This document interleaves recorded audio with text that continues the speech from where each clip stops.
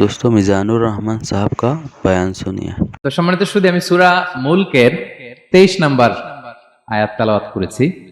এই 23 নম্বর আয়াতে আল্লাহ তাআলা আমাদেরকে স্পেশাল তিনটা ব্লেসিংস দিয়েছেন, তিনটা নেয়ামত দিয়ে ধন্য করেছেন।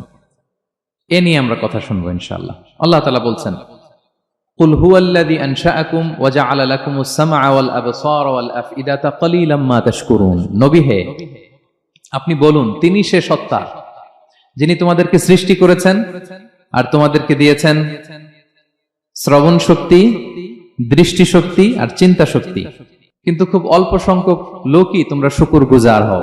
এই যে এত বড় নেয়ামত পেয়ে আমরা ধন্য, আমরা শুকরগুজার হই না। তাহলে তিনটা ফ্যাকাল্টি বা তিনটা ক্যাপাসিটি বা তিনটা এবিলিটি যে আল্লাহ তাআলা আমাদেরকে বিশেষ নেয়ামত দিয়েছেন, সেই তিনটা নেয়ামতের কথা আল্লাহ বলেছেন। এক হচ্ছে হিয়ারিং, দুই হচ্ছে ভিশন, তিন হচ্ছে intellect. I repeat, hearing, vision, intellect, অর্থাৎ শ্রবণ শক্তি, এরপর তিনি দিয়েছেন আমাদেরকে দৃষ্টি শক্তি আর দিয়েছেন চিন্তা শক্তি বা বিচার বুদ্ধি। তো এই তিনটা নেয়ামতের মধ্যে থেকে সর্বশেষ যে নেয়ামতটা অর্থাৎ চিন্তা শক্তি বা বিচার বুদ্ধি, যে আল্লাহ তাআলা আমাদের মধ্যে বিবেক দিয়েছেন, বিচার বুদ্ধি দিয়েছেন, এই পয়েন্টটা নিয়ে আমি আজকে কিছু কথা আপনাদের সামনে উপস্থাপন করব ইনশাআল্লাহ বিইذنিল্লাহ। সম্মানিত সুধী, আমরা উই আর ইন্টেলেকচুয়াল বিং, আমরা হচ্ছে বুদ্ধিবৃত্তিক প্রাণী। অর্থাৎ আল্লাহ তাআলা আমাদেরকে ফ্রি উইল দিয়েছেন, আমাদেরকে ক্রিটিক্যালি থিঙ্কিং করার সুযোগ দিয়েছেন, বিচার বুদ্ধি, বিবেক, কমন সেন্সকে কাজে লাগানোর সুযোগ আল্লাহ তাআলা আমাদেরকে দিয়েছেন। এবং এজন্যই আল্লাহ তাআলা আমাদেরকে আশরাফুল মাখলুকাত বানিয়েছেন। আমাদের ফ্রি থিঙ্কিং করার সুযোগ আছে, আমাদের ইন্টেলেক্ট আছে, আমাদের ইন্টেলিজেন্স আছে, আমরা আমাদের সিদ্ধান্তগুলো নিজের মন মতো করে নিতে পারি। এজন্য আমরা হচ্ছে আশরাফুল মাখলুকাত। এজন্য আল্লাহ তাআলা ফেরেশতাদেরকে অর্ডার করেছেন যাতে তারা আমাদেরকে সিজদা দেয়। সুবহানাল্লাহ। এই সিজদাটা আবার ইবাদতের সিজদা ছিল না, এটা ছিল অনারারি সাজদা, সম্মানসূচক সাজদা। ইবাদতের সিজদায় লুটিয়ে পড়া যায় একজনের সামনে। আওয়াজ করে বলুন তো, তিনি কে? তো ফেরেশতারা যে সিজদাটা আমাদেরকে দিয়েছিল, এটা ছিল অনারারি সাজদা, সম্মানসূচক সাজদা। তো এই বিচার বুদ্ধি, বিবেক বুদ্ধি, এগুলোই আমাদেরকে পশু থেকে আলাদা করেছে। পশুর কিন্তু এই ইন্টেলেক্ট নাই, বিচার বুদ্ধির ক্ষমতাটা তাদের নাই। এজন্য পশু থেকে আমরা আলাদা। এবং চিন্তা আর বিবেককে খাটানোর জন্য আল্লাহ তাআলা মহামূল্যবান একটা অঙ্গ আল্লাহ তাআলা আমাদেরকে দিয়েছেন, সেটা হচ্ছে ব্রেইন, আমাদের মস্তিষ্ক। এটাকে কাজে লাগিয়ে, কমন সেন্স কাজে লাগিয়ে আমরা পৃথিবীতে সভ্যতার পর সভ্যতা নির্মাণ করেছি। পৃথিবীতে মানুষ ছাড়া অন্য কোনো প্রাণী কি এটা করতে পেরেছে? এটা মানুষ করেছে, কারণ আল্লাহ তাআলা মানুষকে এই চিন্তা শক্তি দিয়েছেন, বিচার বুদ্ধি দিয়েছেন এবং সফিস্টিকেটেড একটা ব্রেইন দিয়েছেন। এটা কাজে লাগিয়ে আমরা অনেক বড় কাজ করে ফেলতে পারি। এবং আপনি শুনলে অবাক হবেন, আমাদের এই যে ছোট্ট ব্রেইনটা, খুব বেশি না কিন্তু ওজন, একটা প্রাপ্তবয়স্ক মানুষের হিউম্যান ব্রেইনের ওজন কত ধারণা আছে কারো? হ্যাঁ, কত? 3 pound, on an average 3 pound, মানে 1.5 কেজি। এই 1.5 কেজি ওজনের ব্রেইন দিয়ে আমরা পৃথিবীতে এই সভ্যতাগুলো বিনির্মাণ করেছি। এবং আপনি শুনলে অবাক হবেন, আমাদের এই ব্রেইনের মেমোরি ক্যাপাসিটি, মেমোরি স্টোরেজ অনেক বেশি। বিজ্ঞানীরা গবেষণা করে ওনারা জানিয়েছেন যে আমাদের হিউম্যান ব্রেইনের মেমোরি হচ্ছে 2.5 পেটাবাইটস। আপনারা মেগাবাইটের নাম শুনেছেন, গিগাবাইটের নাম শুনেছেন, পেটাবাইট হয়তো অনেকে শুনেন নাই। পেটাবাইট আরো অনেক বেশি, অনেক বড়। তো 1 পেটাবাইটে হয় 1 মিলিয়ন গিগাবাইট। আই রিপিট, 1 পেটাবাইটে হয় 10 লক্ষ গিগাবাইট। তার মানে আমার আর আপনার যে হিউম্যান ব্রেইন, এই ব্রেইনের ক্যাপাসিটি হচ্ছে 25 লক্ষ গিগাবাইট।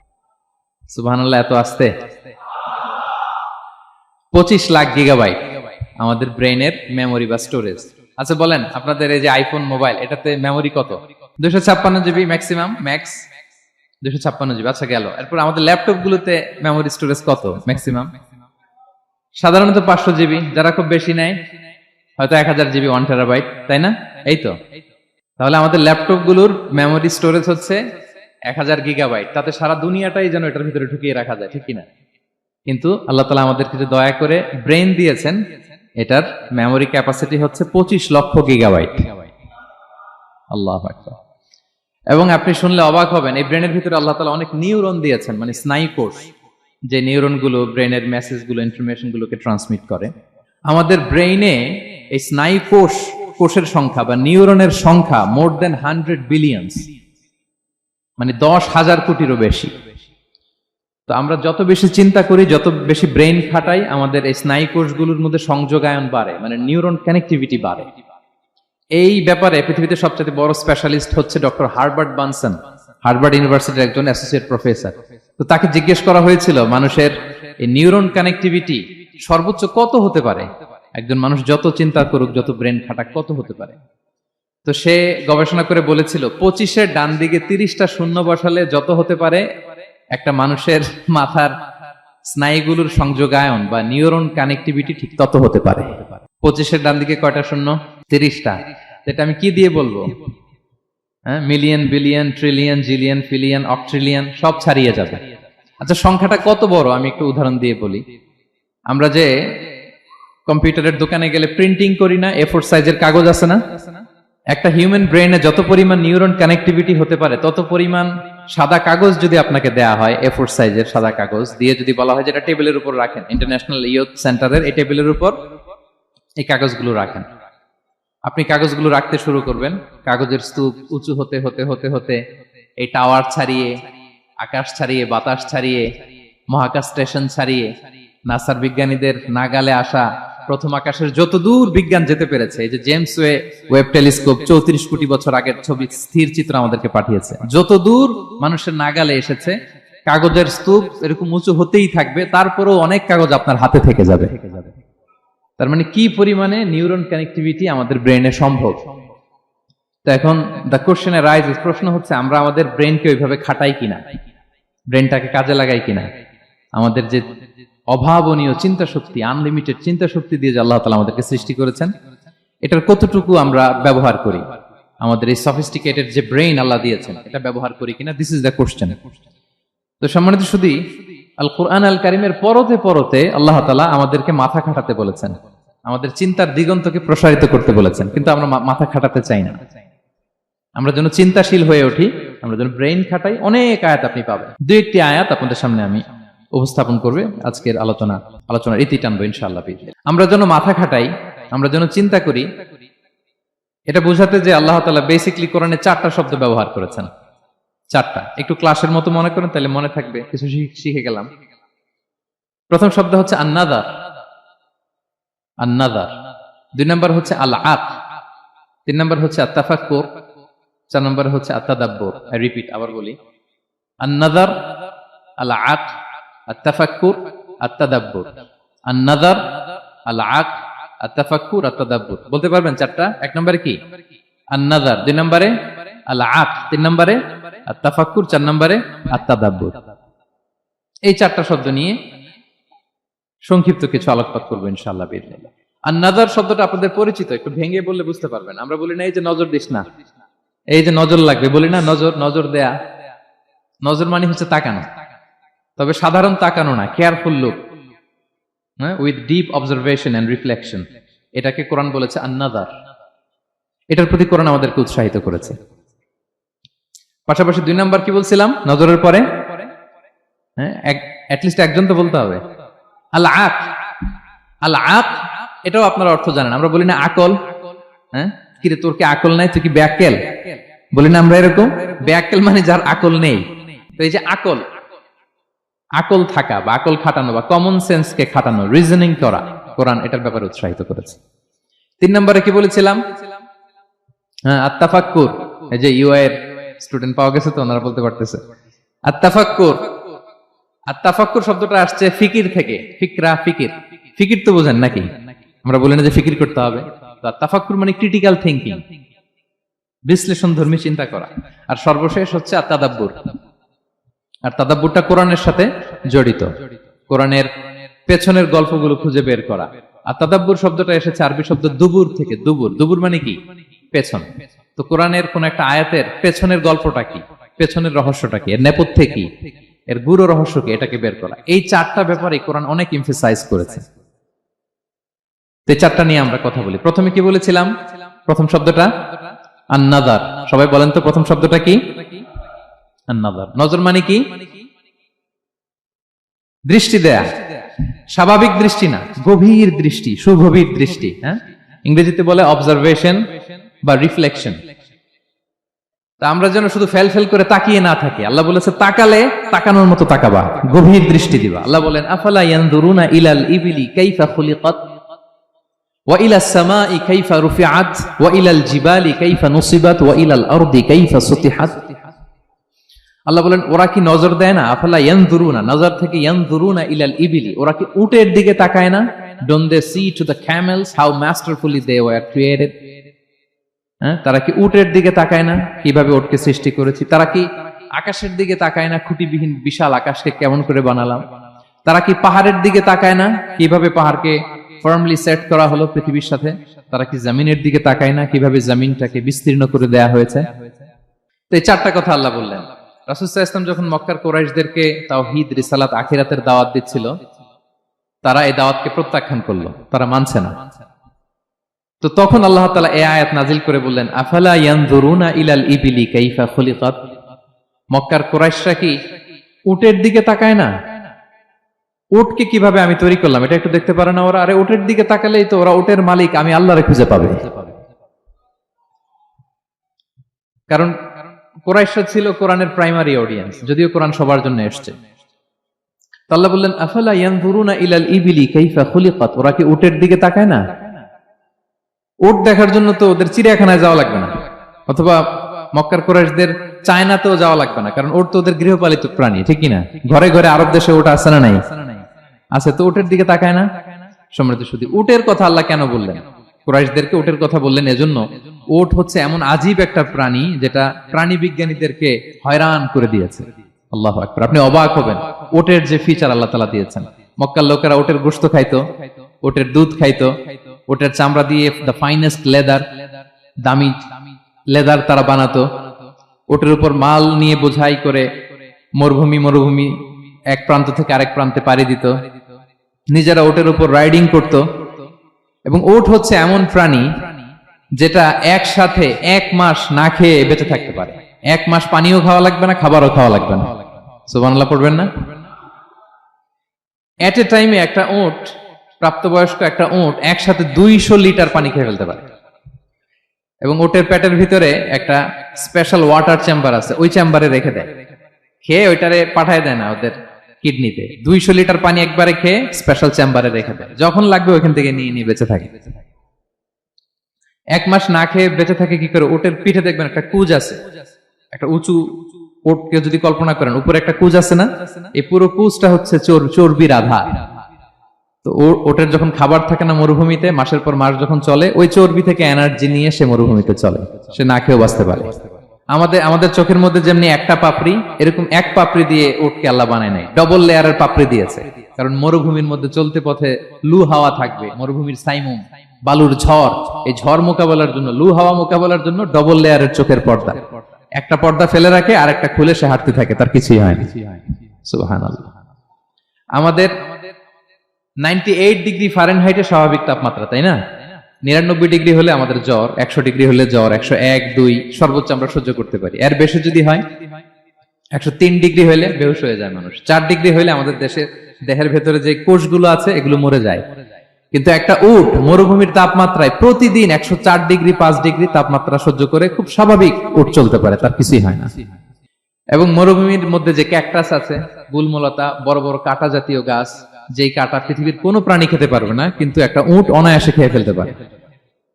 উটের জিহ্বাকে এবং পাকস্থলীকে আল্লাহ এমন স্পেশালি মেড করেছেন, যত কাঁটা দিবেন খেয়ে সাবার, ওর কিছুই হয় না। সুবহানাল্লাহ বিহামদি। আল্লাহ বলে আফালা ইয়ানজুরুনা ইলাল ইবিলি কাইফা খুলিকাত, ওরা কি উটের দিকে তাকায় না? আরে উটকে নিয়ে গবেষণা করলে তো উটের মালিককে খুঁজে পায় তারা। এরপর বললেন ওয়া ইলাস সামাই কাইফা রুফিআত, ওরা কি আকাশের দিকে তাকায় না কিভাবে খুঁটি ছাড়া আকাশকে আমি বানিয়েছি? আপনারা যখন বিমানে চড়েন তখন কি শুধু ভিডিও করতে থাকেন নাকি? মেঘের ভিডিও, আকাশের ভিডিও, তখন তাকাবেন আকাশের দিকে। সুবহানাল্লাহ, কিভাবে আল্লাহ আকাশকে তৈরি করেছেন। ওয়ালাকাদ যায়্যানা সামাআদ দুনিয়া বিজিনাতিল কাওয়াকিব, আল্লাহ বলেন এই প্রথম আকাশটাকে আমি তারা দিয়ে সুশোভিত করেছি, বিশাল বিশাল তারা। এই যে আমরা সূর্য দেখি, এটা একটা তারা, পৃথিবীর চেয়ে 13 লক্ষ গুণ বড় এই সূর্য। কত গুণ বড়? বলে ফেললাম হুট করে মুখ দিয়ে, কিন্তু কল্পনা করতে পারতেছি। তার মানে 13 লক্ষটা পৃথিবী সূর্যের মধ্যে রাখার জায়গা আছে। তাই বলে মনে করেন না যে সূর্য অনেক বড় সাইজের তারা, নো। সূর্য এই মহাশূন্যের খুব ছোট্ট সাইজের একটা তারা। সূর্যের চেয়ে লক্ষ কোটি গুণ তারা আছে। যে সূর্য পৃথিবীর চেয়ে 13 লক্ষ গুণ বড়, ওই সূর্যের চেয়ে কোটি গুণ বড় তারা আছে। এরকম লক্ষ কোটি কোটি তারা নিয়ে আমাদের গ্যালাক্সি মিল্কি ওয়ে, এরকম কোটি কোটি গ্যালাক্সি আছে। সুবহানাল্লাহ।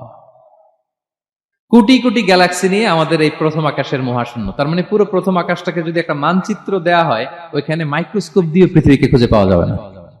আই রিপিট, পুরো প্রথম আকাশটাকে যদি একটা বড় মানচিত্র বানানো হয়, আমরা যে পৃথিবীতে আছি মাইক্রোস্কোপ দিয়েও এটাকে খুঁজে পাওয়া যাবে না।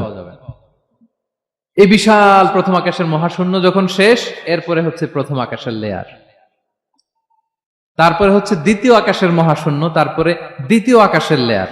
বিষ্ণু ইসলাম বলেন দ্বিতীয় আকাশের তুলনায় প্রথম আকাশটা কত ছোট শোনো। সাহারা মরুভূমির মধ্যে যদি তোমার হাতের আংটি ছুঁড়ে ফেলে দাও, পুরো মরুভূমির তুলনায় তোমার হাতের আংটি যত ছোট, আল্লাহর দ্বিতীয় আসমানের তুলনায় প্রথম আসমানটা ঠিক তত ছোট। আবার তৃতীয় আসমানের তুলনায় দ্বিতীয় আসমানটা ঠিক ওই রকম। আবার চতুর্থ আসমানের তুলনায় তৃতীয় আসমানটা ওই রকম। এইভাবে 7 আসমান, এরপরে আল্লাহর কুরসি, মাউদাউল কাদামাইন, যেখানে আল্লাহ তার কুদরতি পা রাখেন। তো 7 আসমানটা যত বড়, পুরো সাহারা মরুভূমির মধ্যে আংটি ফেলে দিলে মরুভূমির তুলনায় আংটি যত ছোট, আল্লাহর কুরসির তুলনায় পুরো 7 আসমানটা ঠিক তত ছোট। কল্পনা করা যায়? এজন্য আল্লাহ বলেছেন আফালা ইয়ানজুরুনা ইলাল ইবিলি কাইফা খুলিকাত। একটু উট নিয়ে চিন্তা করতে পারো না? আকাশটা নিয়ে একটু ভাবতে পারো না? ওয়া ইলাল জিবালি কাইফা নুসিবাত। একটু পাহাড়ের দিকে তাকিয়ে একটু অবজারভেশন করা যায় না, রিফ্লেকশন? ও মক্কার লোকেরা, পাহাড় দেখার জন্য তো তোমাদের অন্য দেশে যাওয়া লাগবে না, তোমরা তো সারাউন্ডেড বাই মাউন্টেন্স, চারদিকে শুধু পাহাড়, পাহাড় আর পাহাড়। এই পৃথিবীর ভেতরে 7টা টেকটনিক প্লেট আছে। এই 7 tectonic plates creates the mountain range on earth. পৃথিবীর মধ্যে মাউন্টেন এভাবেই হয়েছে। বিগ ব্যাং এর মহাবিস্ফোরণের পরে এই প্লেটগুলো যখন কোলাপস করলো, মাঝখানের জায়গা উঁচু হয়ে গেল, দ্যাট ইজ মাউন্টেন। এটাই মাউন্টেন। আমেরিকার আলাস্কা একটা জায়গা আছে, পৃথিবীর সবচেয়ে বড় মাউন্টেন রেঞ্জ। এটা লম্বায় প্রায় 2000 কিলোমিটার লম্বা একটা পাহাড়। ইউরোপের সবচেয়ে বড় পাহাড় হচ্ছে আল্পস পর্বতমালা, ওটা লম্বায় 1200 কিলোমিটার। কল্পনা করতে পারেন, একটা পাহাড় 1200 কিলোমিটার লম্বা। আর সবচেয়ে উঁচু যে পর্বত শৃঙ্গ মাউন্ট এভারেস্ট 29,035 ফিট। আর মিটার দিয়ে চিন্তা করলে 8,850 মিটার। আল্লাহ পাহাড়কে কোরআনে বলেছেন পেরেকের সাথে তুলনা দিয়েছেন। আল্লাহ তাআলা বলেছেন ওয়াজআলনাল জিবালা আওতাদা, আমি এই পাহাড়গুলোকে আল্পস পর্বতমালা, আলাস্কা পর্বতমালা, মাউন্ট এভারেস্ট, এগুলোকে পেরেকের মতো বানিয়েছি। কিসের মতো? আচ্ছা, যদি আমার কথা বুঝে থাকেন তাহলে উত্তর দেন। আমরা পেরেক যখন কাঠের মধ্যে ঠুকি, তখন পুরো পেরেকটা কাঠের ভিতরে ঢুকে যায় না? উপরে দেখা যায় কতটুকু?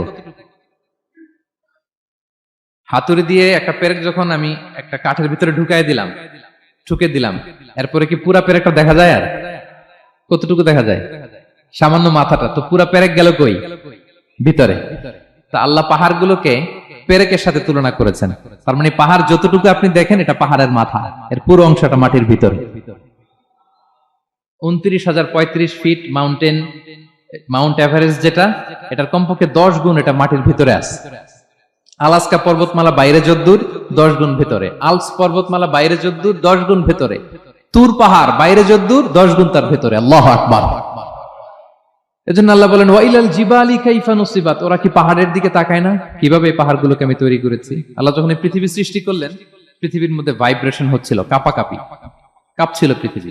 আল্লাহ পৃথিবীর কাঁপাকাঁপি বন্ধ করার জন্য এই পেরেকের মতো পাহাড়গুলোকে পৃথিবীতে ঠুকে দিলেন, কাঁপাকাঁপি বন্ধ হয়ে গেল। এই দৃশ্য দেখে ফেরেশতারা বলে ইয়া রাব হাল মিন খালকিকা আশাদ্দু আলাল জিবাল। আল্লাহ, পাহাড়ের এত শক্তি, পৃথিবী কাঁপতেছিল, পাহাড় আপনি ঠুকে দিলেন, পৃথিবীর কাঁপাকাঁপি বন্ধ হয়ে গেল। আপনার সৃষ্টির মধ্যে পাহাড়ের চেয়ে শক্তিশালী কিছু আছে? আল্লাহ বললেন আছে। সেটা কি? আল হাদিদ। আল্লাহ বললেন সেটা লোহা, কারণ লোহা দিয়ে পাহাড় কাটা যায়, ঠিক কিনা? লোহার কথা শুনে ফেরেশতারা অবাক। লোহা পাহাড়ের চেয়ে শক্তিশালী? ফেরেশতারা প্রশ্ন করলো ইয়া রাব্বি হাল মিন খালকিকা আশাদ্দু মিনাল হাদিদ, তাহলে আপনার সৃষ্টির মধ্যে লোহার চেয়ে শক্তিশালী কিছু আছে? আল্লাহ বললেন আছে। কি সেটা? আন্নার, আগুন। কারণ আগুন লোহাকে কি করে? গলিয়ে ফেলে। ফেরেশতারা শুধু অবাকই হচ্ছে। ফেরেশতারা বলে আগুনের চেয়ে শক্তিশালী কিছু আছে? আল্লাহ বলে আছে, আলমা, পানি। কারণ আগুনে দাউ দাউ করে জ্বলে ওঠা আগুনের মধ্যে পানি দিলে আগুন অস্তিত্ব হারায়। ফেরেশতারা শুধু অবাকই হচ্ছে। তারা বলে তাহলে পানির চেয়ে শক্তিশালী কিছু আছে? আল্লাহ বলেন আছে। আর রিহ, বাতাস। কারণ বাতাস পানিকে একদিক থেকে আরেক দিকে নিয়ে যায়। জলের মধ্যে বায়ুর উচ্ছ্বাস লাগলে জলোচ্ছ্বাস তৈরি হয়, ঠিক কিনা? ফেরেশতারা আবার অবাক হয়ে বলে তাহলে বাতাসের চেয়ে শক্তিশালী কিছু আছে? আল্লাহ বললেন আছে। সেটা কি? বলতেছে বনি আদম।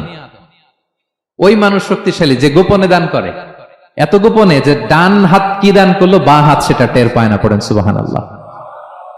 এই লম্বা হাদিস বলার বা বোঝানোর মূল উদ্দেশ্য হচ্ছে আল্লাহ পাহাড়কে সৃষ্টি করেছেন। ওয়া ইলাল জিবালি কাইফা নুসিবাত, পাহাড়কে আল্লাহ তাআলা জমিনের মধ্যে এভাবে সেট করেছেন। আল্লাহ বলে ওরা কি একটু পাহাড়ের দিকে তাকায় না? আকাশের দিকে তাকায় না? ওরা কি একটা উটের দিকে তাকায় না? ওয়া ইলাল আরদি কাইফা সুতিহাত, ওরা কি জমিনের দিকে তাকায় না? জমিনকে কিভাবে আমি বিস্তৃত করেছি। আমরা তো কত চমৎকার মাটি দেখি, তাই না? বীজ রোপণ করে দিলে কি উর্বর জমি, হ্যাঁ, ঘাস লতাপাতা ফলমূল হয়। আসলে পুরো পৃথিবীটাই কি এরকম নরম? না, অনেক স্তর আছে। এই ভূপৃষ্ঠের নিচে আপনি পাবেন পাললিক শিলার স্তর, রূপান্তরিত শিলার স্তর, আগ্নেয়গিরির শিলার স্তর। তার মানে পৃথিবীর ভেতরে দাউ দাউ করে আগুন জ্বলছে, এবং আগ্নেয়গিরির জ্বালামুখ ভেঙে যখন এই অগ্নুৎপাতের লাভা বের হয় তখন বোঝা যায় পৃথিবীর ভেতরে কেমন আগুন পাওয়া যায়, ঠিক কিনা? তাহলে প্রথম শব্দটা আমি কি বলেছিলাম? আন-নাযার। মনে আছে তো না? প্রথম শব্দটা কি? আল্লাহ বলে তারা কি নজর করে দেখে না কিভাবে আকাশ বানালাম, উট সৃষ্টি করলাম, কিভাবে জমিন বানালাম, কিভাবে পাহাড় বানালাম। তাহলে এই যে নজর বা অবজারভেশন, রিফ্লেকশন, এটার প্রতি আল্লাহ তাআলা আমাদেরকে উৎসাহিত করেছে। প্রথম পয়েন্ট ক্লিয়ার। মোট পয়েন্ট আলোচনা করব 4টা। বলেন তো কয়টা? একটা ক্লিয়ার। 2 নাম্বার কি ছিল দেখি কার মনে আছে কিনা? আল আকল, রাইট, কমন সেন্স, রিজনিং।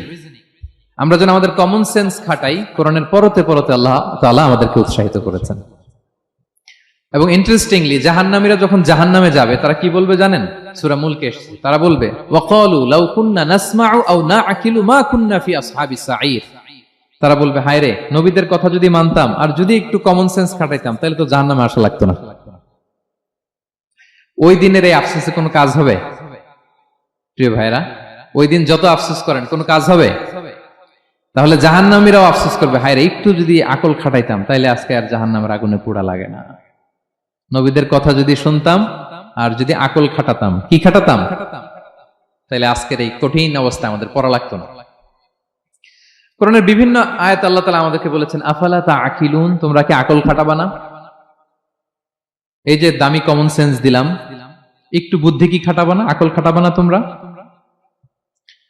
এবং কোরআনের একটি আয়াতে আল্লাহ তাআলা বিভিন্ন কসমিক সিম্বলস, ন্যাচারাল ফেনোমেনা, এগুলো উল্লেখ করে সবশেষে তিনি বলেছেন লা আয়াতিন লিকাউমি ইয়াকিলুন, নিশ্চয়ই এগুলোর মধ্যে নিদর্শন রয়েছে, সাইন রয়েছে। কাদের জন্য? লিকাউমি ইয়াকিলুন, যারা আকলবান, যারা কমন সেন্স খাটায়। এই আয়াতে আল্লাহ কি কি বলেছেন দীর্ঘ আলোচনা, আমি খুব সংক্ষেপে বলছি। আল্লাহ তাআলা বলছেন ইন্না ফি খালকিস সামাওয়াতি ওয়াল আরদি ওয়া ইখতিলাফিল লাইলি ওয়ান নাহারি ওয়াল ফুলকিল্লাতি তাজরি ফিল বাহরি বিমা ইয়ানফাউন নাস وما أنزل الله من السماء من ماء فأحيا به الأرض بعد موتها وبث فيها من كل دابة وتصريف الرياح والسحاب المسخر بين السماء والأرض لآيات لقوم يعقلون। সবগুলো বলে আল্লাহ বললেন এগুলোর মধ্যে নিদর্শন আছে তাদের জন্য যারা কমন সেন্স খাটায়। কি বললেন আল্লাহ? আল্লাহ বললেন আকাশ জমিনের সৃষ্টির মধ্যে, দিবারাত্রির পরিবর্তনের মধ্যে, এই যে 24 ঘন্টার 12 ঘন্টা দিন, 12 ঘন্টা রাত, আহ্নিক গতির কারণে এই যে দিবারাত্রি আমরা পাই, এই পৃথিবীটা তার অরবিটে, কক্ষে যেমনি ঘুরে আবার পৃথিবীটা তার অক্ষেও ঘুরে। যে আপনারা যারা ক্রিকেট খেলছেন এরকম স্পিন বল করেন না? হ্যাঁ, কমন পড়ছে? স্পিন বল করলে বলটা কিভাবে যায় বলেন তো? ঘুরতে ঘুরতে যায়।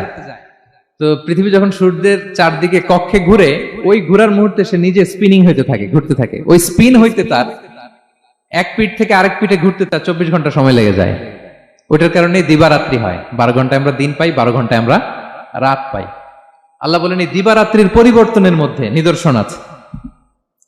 তারপরে সাগরে যে ভেসে বেড়ায় বড় বড় নৌযান, জলযান, আপনারা দেখেছেন কিনা জানি না, এই যে icon of the ocean, Titanic জাহাজের চেয়ে 10 গুণ বড় জাহাজ, আমি দেখে এসেছি পশ্চিমা দেশগুলোতে।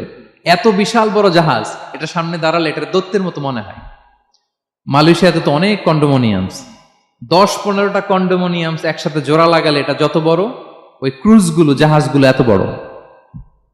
এক একটা জাহাজের ভেতরে 3000-4000 হোটেল রুম আছে, 8-10টা রেস্টুরেন্ট আছে, ফুটবল স্টেডিয়াম আছে, থিম পার্ক আছে, বিশাল একটা এন্টায়ার সিটি।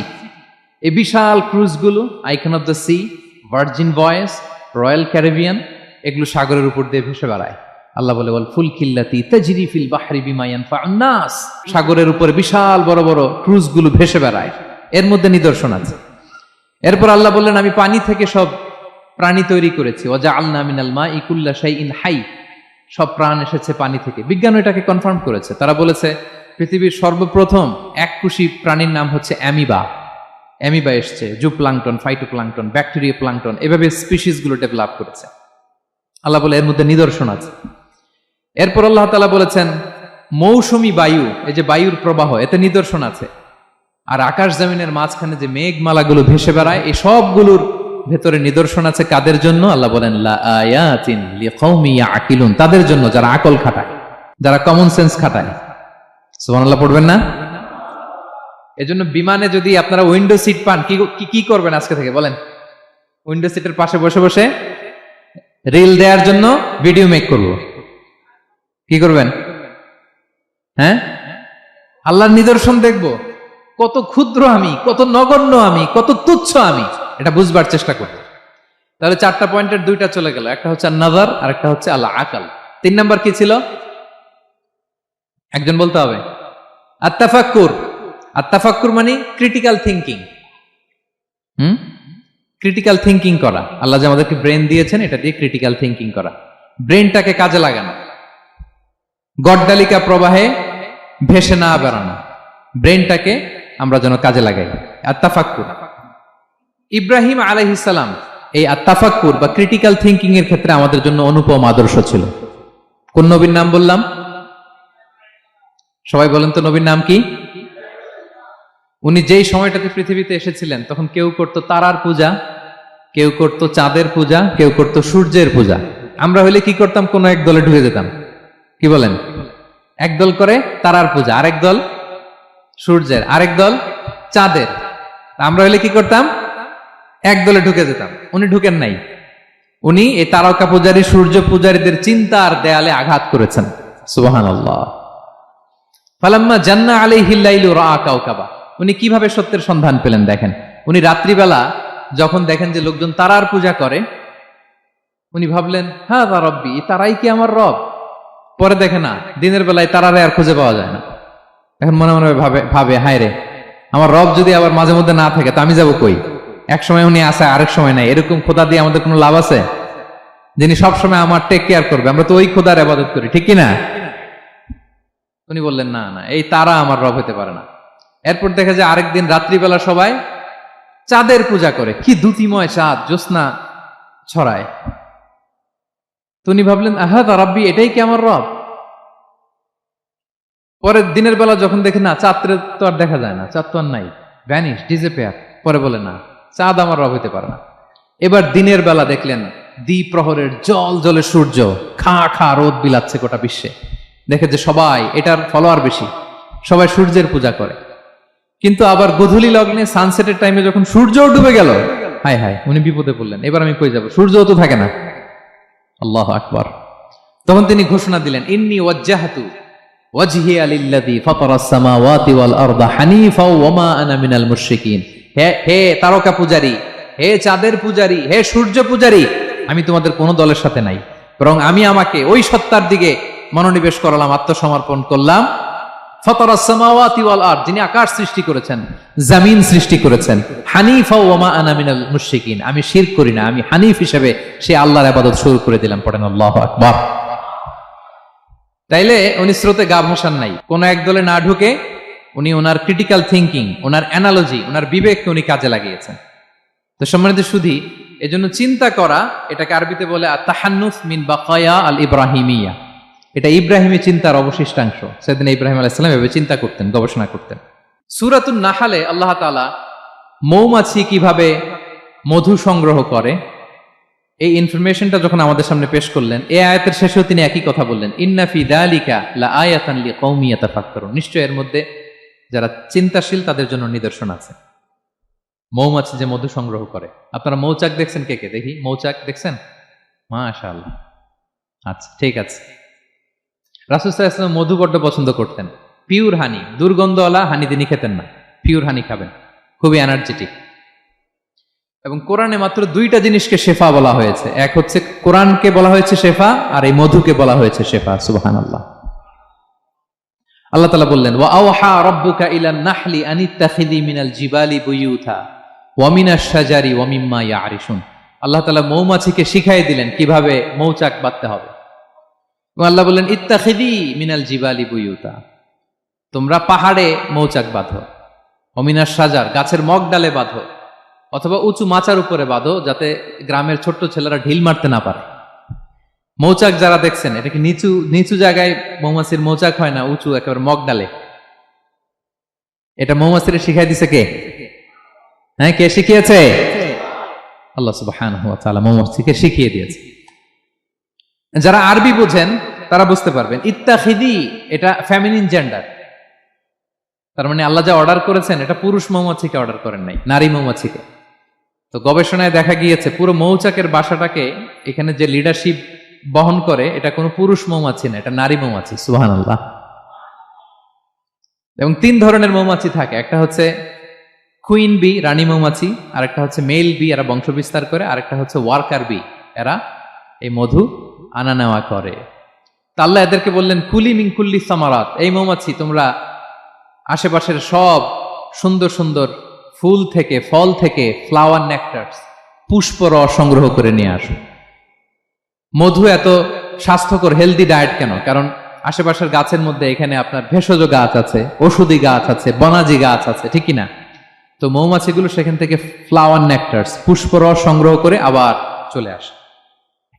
এবং আল্লাহ বললেন, ফাসলুকি সুবুলা রব্বিকি যুলুলা, পথ ভুলে যাও না, যেই পথে গেছো ওই পথে ফিরে আসো। একটা মৌমাছি মৌচাক থেকে প্রায় 10 কিলোমিটার দূরেও অনেক সময় চলে যায়, আবার 10 কিলোমিটার পথ চিনে আবার মৌচাকে এটার ফিরায় আনে কে? এই পুরো মেকানিজমটা নিয়ে গবেষণা করে অস্ট্রিয়ান একজন সায়েন্টিস্ট, তার নাম হচ্ছে কার্ল ব্রনফেশ, সে একটা বই লিখেছে, দ্য ডান্সিং বিজ, এবং এই বই লিখে সে নোবেল লরেট হয়েছে, নোবেল প্রাইজ পেয়েছে। আমরা তো মধু পাইয়া হাতের তালুর মধ্যে নিয়ে জিহ্বা দিয়ে চাটি, আমাদের তো আর ব্রেন খাটানোর ওই সময় নাই। ওই কার্ল ব্রনফেশ সে এই মৌমাছি নিয়ে গবেষণা করে নোবেল প্রাইজ পেয়েছে, আর আমরা মাথা খাটাইতে পারলাম না। তো সে গবেষণা করে পেয়েছে, মানে কোরআনের আয়াত যা যা বলেছে সে তাই পেয়েছে। মৌমাছি ওখান থেকে ফুলের পুষ্পরস, ফ্লাওয়ার নেকটারস এনেই কিন্তু মৌচাকে রাখে না, ওইটারে সে খেয়ে ফেলে। এবং সে গবেষণা করে পেয়েছে এক একটা মৌমাছির 2টা স্টোমাক, 2টা পাকস্থলী। একটা পাকস্থলীতে সে নিজের খাবার দাবার খায়, আর একটা পাকস্থলীতে এই পুষ্পরস, ফ্লাওয়ার নেকটারস গুলা সে রাখে। সেখানে আল্লাহ তাআলা একটা স্পেশাল এনজাইম দিয়ে ওইটাকে প্রিজার্ভ করে, প্রত্যেকটা মৌমাছির নিচে একটা টিউব আছে, সে ওই টিউব দিয়ে, নল দিয়ে মৌচাকে যে ওই মধুগুলো রেখে আসে। পড়েন সুবহানাল্লাহ। এবং এই মধুর ভেতরে আল্লাহ তাআলা ন্যাচারাল অ্যান্টিসেপটিক রেখেছেন, এটার নাম প্রপোলিস। দ্বিতীয় বিশ্বযুদ্ধে রাশিয়ান সোলজাররা তারা আহত হলে তারা অ্যান্টিসেপটিক কিনে লাগাতো না, তারা মধু লাগায় দিত, আর আহত সোলজার তারা মুহূর্তে সুস্থ হয়ে যেত। যাদের বাতের ব্যথা আছে, বাতের ব্যথা আছে না অনেক মুরব্বীদের, ওই বাতের ব্যথার মধ্যে যদি মৌমাছির হুল ফুটাই দিতে পারেন, একদিনের মধ্যে বাতের ব্যথা ভালো হয়ে যাবে। সাময়িক হয়তো ব্যথা পাবে, মৌমাছি যখন কামড় দেয় ব্যথা লাগে না, নাকি আরাম লাগে? কামড় খাইছেন মৌমাছির কখনো? হ্যাঁ। তো বাতের ব্যথার মধ্যে আপনি মৌমাছির হুল ফুটাই দিলে আর ব্যথা নাই। সুবহানাল্লাহ বিহামদি। মুখতালিফুন আলওয়ানু, বিভিন্ন ধরনের ক্রিম হানি, হোয়াইট হানি, ইয়েলো হানি, ব্ল্যাক হানি, নানা ধরনের হানি আল্লাহ তাআলা এইভাবে প্রিজার্ভ করেছেন মৌমাছির মধ্য দিয়ে। আল্লাহ বলেন, এই যে এতগুলো মৌমাছি পুষ্প রস এনে মৌচাকের মধ্যে রসগুলো রাখে, মধু তৈরি হয়, আল্লাহ বলেন, ইন্না ফি যালিকা লাআয়াতান লিকাওমি ইয়াতাফাক্কারুন, নিশ্চয় এর মধ্যে আল্লাহ তাআলা চিন্তাশীলদের জন্য নিদর্শন রেখেছেন, যারা চিন্তা করে। তারা হাতের তালুতে শুধু জিহ্বা দিয়ে চেটে চেটে খায় না, তারা ভাবে কোত্থেকে আসলো এই মধু, কিভাবে মৌমাছিগুলো যায়, কিভাবে ফিরে আসে। তাহলে বলেন তো আমাদের চিন্তাশীলতার দরকার আছে না নাই? সূরা আলে ইমরানের 190 নম্বর আয়াতে আল্লাহ তাআলা বলেছেন, যারা আকাশ বাতাস পৃথিবী সৃষ্টি নিয়ে চিন্তা করে এবং সর্ব অবস্থায় আল্লাহ তাআলার জিকির করে, ওয়া ইয়াতাফাক্কারুনা ফি খালকিস সামাওয়াতি ওয়াল আরদ, এবং তারা তাফাক্কুর করে, ক্রিটিক্যাল থিংকিং করে, এবং তারা বলে মা খালাকতা হাযা বাতিলা, হে আল্লাহ তুমি অনর্থক কিছু সৃষ্টি করো নাই। মনে রাখবেন এই পৃথিবীতে আল্লাহ তাআলা অনর্থক কোনো কিছু সৃষ্টি করে নাই, করেছে? যেটাই সৃষ্টি করেছে এটা এর মধ্যে মানব কল্যাণ আছে না নাই? আল্লাহ তাআলা আমাদের জন্য কল্যাণ রেখেছেন। এবং এই আয়াত যখন নাজিল হল, বিষ্ণু ইসা ইসলাম বললেন, ওয়াইলুন লিমান কারাআহা ওয়া লাম ইয়াতাফাক্কার ফিহা, ধ্বংস তাদের জন্য যারা এই আয়াত তেলাওয়াত করে কিন্তু এই আয়াত নিয়ে চিন্তা করে না, গবেষণা করে না। এবং কোরআনের বিভিন্ন আয়াতে আল্লাহ তাআলা বিষ্ণুনবীকে বলেছেন, নবী হে, আপনি আপনার উম্মতদেরকে নবীদের ঘটনা শোনান। কোরআনের 3 ভাগের 1 ভাগ হচ্ছে ঘটনা। পুরো কোরআনের 3 ভাগের 1 ভাগ কি? ঘটনা, স্টোরি টেলিং। কারণ গল্প মানুষের মনে দাগ কাটে। আল্লাহ তাআলা বলেছেন, ফাকুসুসিল কসাসা লাআল্লাহুম ইয়াতাফাক্কারুন, নবী হে আপনি তাদেরকে কিচ্ছা শোনান, ঘটনা শোনান, নবীদের কাহিনী শোনান, লাআল্লাহুম ইয়াতাফাক্কারুন, যাতে করে তারা ক্রিটিক্যাল থিংকিং করে। তারা লূত আলাইহিস সালামের কওমের ঘটনা যখন শুনে যে আল্লাহ তাআলা আপসাইড ডাউন করে দিয়েছিলেন, তারা যখন কওমে আদের ঘটনা শুনে, কওমে সামুদের ঘটনা শুনে, তারা যেন চিন্তাশীল হয়। এবং বিশ্বনবীর সাহাবী আবু দারদা রাদিয়াল্লাহু তাআলা আনহু উনি বলতেন, তাফাক্কুরু সাআতিন খায়রুন মিন কিয়ামি লাইলা, 1 ঘন্টা কেউ যদি আল্লাহর সৃষ্টি নিয়ে চিন্তা করে সেটা সারা রাত তাহাজ্জুদের সালাত অফার করার চেয়ে উত্তম। আমরা অনেকে মনে করি শুধু তাসবিহ পড়াই ইবাদত, জিকির করাই ইবাদত, শুধু কোরআন তেলাওয়াতই মনে হয় ইবাদত, শুধু কিয়ামুল লাইল করা ইবাদত। কিন্তু বিশ্বনবীর সাহাবী যিনি ইসলাম আমাদের চেয়ে ঢের বেশি বুঝেছেন, তিনি বলেন আল্লাহর এই সৃষ্টি শৈলী, এই সৃষ্টি নৈপুণ্য নিয়ে 1 ঘন্টা চিন্তা করা, ক্রিটিক্যাল থিংকিং করা, সারা রাত নফল তাহাজ্জুদের চেয়েও সেরা। এবার বলেন আমাদের চিন্তা করার দরকার আছে না নাই? ব্রেনটা খাটাবেন তো? এই যে যারা কনভার্টেড মুসলিম হয় এরা কিন্তু অনেক চিন্তা ফিকির করে, নিজের সাথে নিজে বোঝাপড়া করে, ক্রিটিক্যাল থিংকিং করে, তাদের অ্যানালজি কাজে লাগিয়ে, আল্লাহর দেয়া ব্রেনকে কাজে লাগিয়ে এরপরে শাহাদা পাঠ করে, এমনি এমনি না। এই যে কিছুদিন আগে আমেরিকান এক পপ স্টার কালেমা পড়ছে না? আপনি জানেন একটা ধর্ম চেঞ্জ করা, একটা ফেইথ চেঞ্জ করা, এটা কত বড় সিদ্ধান্ত? হ্যাঁ, বাপদাদার ধর্ম বয়স 30-40, এতদিন যে ধর্ম মানলাম এটাকে চেঞ্জ করে নতুন ধর্মে কনভার্ট হয়, এটা কত বড় সিদ্ধান্ত? Could you imagine that? It's not a joke. নিজের সাথে নিজের অনেক বোঝাপড়া করতে হয়, তারাই ক্রিটিক্যাল থিংকিং করে। এবং বিষ্ণু ঈসা ইসলাম উনি নবী হওয়ার আগেও এই চিন্তার ইবাদত করতেন। তিনি হেরা গুহায় চলে যেতেন, কাবা থেকে 6 কিলোমিটার উত্তরে, 634 মিটার উঁচু, যা বলে নূরের উপরে একটা কেইভ আছে, গুহা, এটার নাম হচ্ছে গারে হেরা। ওখানে বসে বসে তিনি এই চিন্তা করতেন। তার মানে নবী হওয়ার আগে বিশ্বনবীর ইবাদত ছিল চিন্তার ইবাদত। নবী হিসেবে অ্যাসাইন্ড হওয়ার আগে বিশ্বনবীর ইবাদত কি ছিল বলেন তো? নামাজ পড়া, কোরআন তেলাওয়াত করা। কোরআন তো নাজিলই হয় নাই, কোরআন তেলাওয়াত করবে কেমনে? তখন 6 মাস বসে বসে উনি ওখানে কি করেছেন বলেন? ধ্যানমগ্ন করেছেন, ধ্যানমগ্ন ছিলেন, তিনি চিন্তা করতেন। ওইটাই ছিল ওনার আধ্যাত্মিক শিক্ষায়তন। ওই নির্জন গুহার মধ্যে উনি যখন চিন্তায় মগ্ন ছিলেন, আল্লাহর সৃষ্টি শৈলী নিয়ে চিন্তা করতেন, ঠিক ওই মুহূর্তে, অন্তিম মুহূর্তে, ওই মাহেন্দ্রক্ষণে নাজিল হয়েছে ইকরা বিসমি রাব্বিকাল্লাযী খালাক, read in the name of your Lord who has created, পড়ো তোমার প্রভুর নামে যিনি তোমাকে সৃষ্টি করেছেন, শিক্ষা দিয়েছেন। তাহলে সম্মানিত সুধী, ইসলামের সূচনা হয়েছিল, এটা বলা যায় ফাইনালি যে ইসলামের সূচনা হয়েছিল এই চিন্তার ইবাদতের মধ্য দিয়ে। আমরা যেন চিন্তা করি। তাহলে 4টা পয়েন্টের 3টা আমরা ক্লিয়ার করে ফেললাম। আর তাফাক্কুর, ক্রিটিক্যাল থিংকিং ও শেষ। 4 নম্বর কি বলেছিলাম? হ্যাঁ বলো তো? আত-তাদাব্বুর। আত-তাদাব্বুর মানে পন্ডারিং অন দ্য কোরআন, কোরআনকে গবেষণা করে পড়া, কোরআনের আয়াতের অন্তর্নিহিত মর্মার্থ, গূঢ় রহস্য উদ্ঘাটনের চেষ্টা করা। আল্লাহ বলেন আফালা ইয়াতাদাব্বারুনাল কোরআন আম আলা কুলুবিন আকফালুহা, ওরা কি কোরআন নিয়ে একটু চিন্তা গবেষণা করবে না, নাকি ওদের অন্তরে জং ধরা তালা পড়ে গিয়েছে? তাহলে আমরা যে গড়গড় করে তেলাওয়াত করি, আল্লাহ শুধু এই তেলাওয়াত করতে বলেননি। হ্যাঁ, তেলাওয়াত করলে প্রতি অক্ষরে 10 নাকি, ঠিক আছে, কিন্তু আল্লাহ বলেছেন ওরা কি কোরআন নিয়ে চিন্তা গবেষণা করবে না? আফালা ইয়াতাদাব্বারুনাল কুরআন, কোরআন তো এসেছে গোটা বিশ্বকে কাঁপিয়ে দিতে, হিস্ট্রিকে বদলে দিতে কোরআন এসেছে।